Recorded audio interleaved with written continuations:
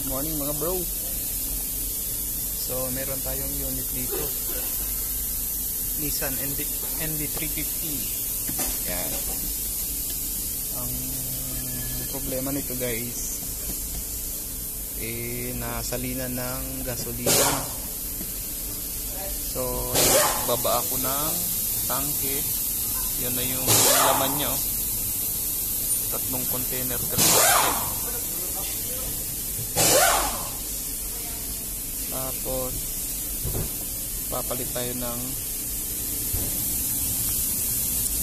yan, papalitin tayo ng fuel filter at water separator.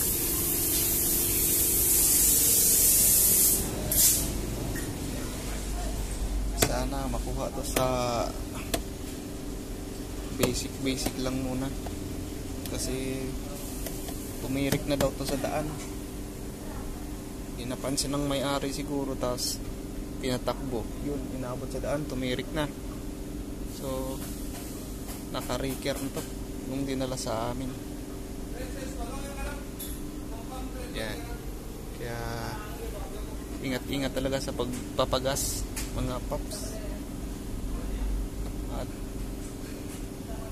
baka madali yung makina.